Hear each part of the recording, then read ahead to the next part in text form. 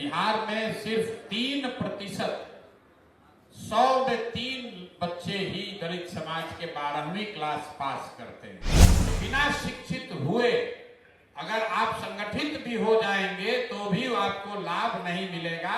और ये मैं नहीं कह रहा हूं, ये आंकड़े बता रहे हैं। जन स्वराज का जो संसाधन है उस पर सबसे पहला अधिकार समाज के उस वर्ग का है जो शैक्षणिक, सामाजिक, आर्थिक तौर पर सबसे पीछे है। आपके एक वोट से मोदी जी हर साल 45 लाख करोड़ रुपया के तिजोरी के मालिक है। कितना?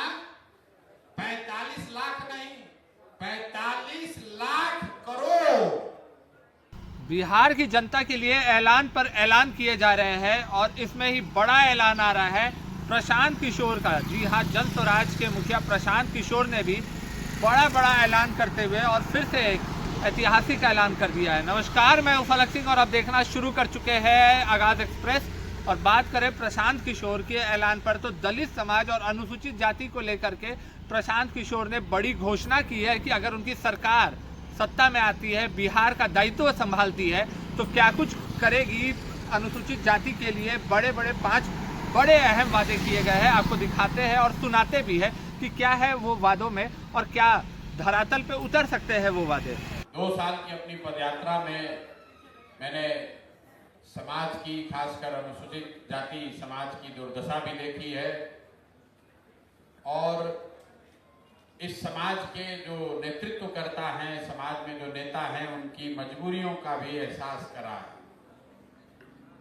हर आदमी बिहार की गरीबी बदहाली के लिए आंकड़ों का हवाला देता है।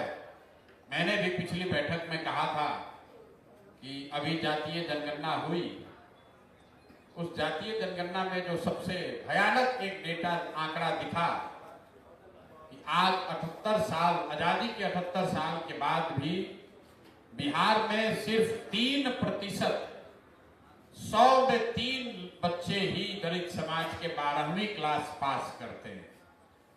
मतलब 100 में 97 आदमी 12वीं क्लास भी नहीं पढ़ रहा है। ये 78 साल के विकास के, सारे आपके प्रयास के बावजूद के बाद की ये स्थिति है। सामाजिक न्याय के नाम पर, बाबा साहब के नाम पर आप भी जागृत हैं, आप भी समाज के लिए कुछ कर रहे हैं, लेकिन आपके, हमारे यहाँ अन्य दलों के विचारकों के, सुधारकों के, नेताओं के प्रयास के बाद भी 100 में 3 ही बच्चा 12वीं क्लास पढ़ रहा है। तो अगर आप 12वीं पास नहीं करेंगे तो आपको आरक्षण का लाभ मिलेगा कैसे? इसलिए जब इस बात को हम लोगों ने देखा, समझा, तो तय किया कि जो बाबा साहब ने बात बताई है उसमें अपने संदेश में सबसे पहले उन्होंने संगठित होने की बात नहीं कही, उन्होंने संघर्ष की बात नहीं कही। सबसे पहले उन्होंने कहा शिक्षित बनो, क्योंकि बिना शिक्षित हुए अगर आप संगठित भी हो जाएंगे तो भी आपको लाभ नहीं मिलेगा। और ये मैं नहीं कह रहा हूं, ये आंकड़े बता रहे हैं, क्योंकि संगठित तो बहुत बार आप हुए। जो उन्होंने तीसरी बात कही, संघर्ष करो, संघर्ष तो आप में से कई लोगों ने, कई महानुभावों ने किया, लेकिन जब तक शिक्षित होकर, संगठित होकर संघर्ष नहीं कीजिएगा तब तक उसका लाभ नहीं मिलेगा। तो पिछले 4-5 महीनों में हम लोगों ने कई छोटी बड़ी बैठकें करके ये तय किया कि भाई जन स्वराज का जो संसाधन है उस पर सबसे पहला अधिकार समाज के उस वर्ग का है जो शैक्षणिक, सामाजिक, आर्थिक तौर पर सबसे पीछे है। इसलिए जब ये प्रचार प्रसार का काम शुरू हो रहा है तो सबसे पहले बाबा साहब अंबेडकर के नाम पर उनके संदेश को ले जाकर घर घर पहुंचाने के लिए इस अभियान की शुरुआत की जा रही है, जिसमें आप सभी साथी जुड़ रहे हैं। कई लोगों को लग रहा होगा कि इससे होगा क्या। आप जरा समझिए, 100 गाड़ी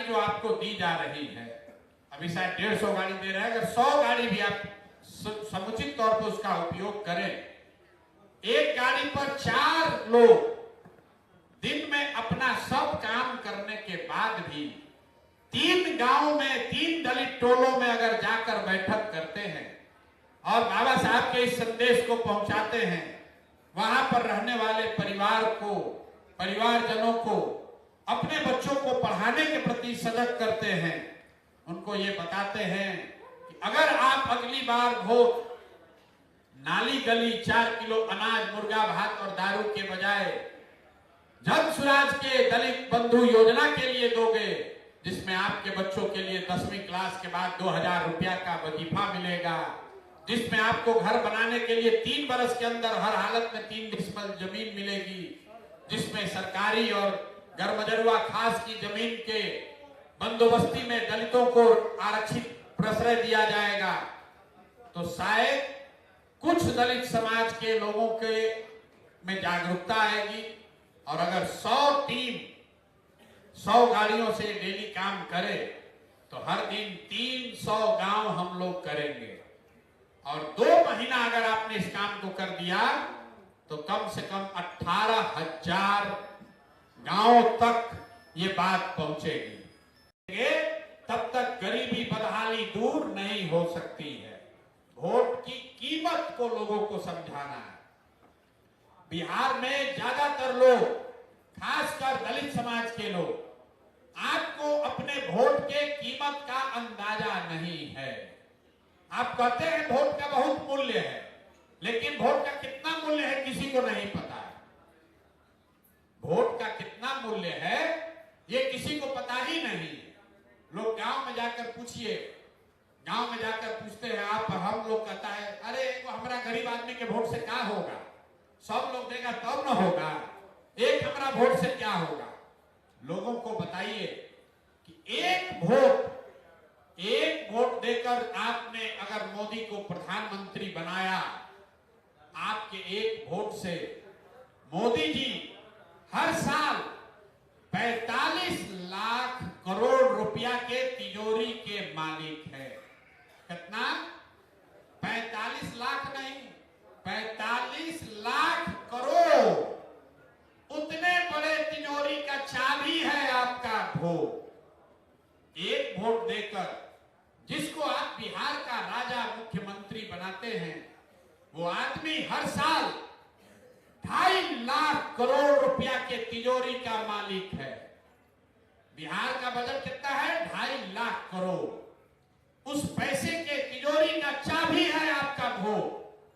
और उतना बड़ा तिजोरी का चाबी आप नाली गली पर दे दिए, आपने 5 किलो अनाज पर दे दिया, आपने मुर्गा भात खा के दे दिया, आपने किसी की बात सुनकर दे दी, तो 100 रुपया का चीज 1 रुपया में बेचिएगा तो नुकसान तो होगा ही होगा। नुकसान किसका होगा? आप और हम नेता को गाली दे रहे हैं। आप हमको बताइए, यहां पर अगर 100 रुपया का चीज, 100 रुपया का मुर्गा कोई 10 रुपया में बेचने लगे तो कोई ना कोई खरीदेगा ही। तो बेचने वाले का गलती है कि खरीदने वाले का गलती है? आपने देखा और सुना, साफ तौर पर उनका जो कहना है कि अनुसूचित जाति है, जो दलित जाति है, उसकी शिक्षा के लिए, साथ ही साथ में उनको उनके ज़मीन के लिए, उनके घर के लिए ऐसे कई अहम वादे सुनिश्चित किए गए हैं। उनके पढ़ाई के लिए उन्हें 2000 रुपये देने की भी बात की जा रही है प्रशांत किशोर के द्वारा। तो ये सारी जो वादे आ रहे हैं, जो बड़ा ऐलान आ रहा है, तो प्रशांत किशोर जन स्वराज जो है कहीं ना कहीं बिहार में अब अपनी पकड़ बनाने में लग चुका है। और एक तरीके से देखा जाए तो हाँ, जो अब त्रिकोणीय मुकाबला कहा जा रहा है कि हर तरीके से जनता को अपने पक्ष में करने के लिए, चाहे वो जन स्वराज हो, चाहे एनडीए खेमा हो, चाहे महागठबंधन हो, वो पूरी ताकत झोंकते हुए नजर आ रहा है। जुड़े रहे हमारे साथ, देखते रहे आगाज एक्सप्रेस। धन्यवाद।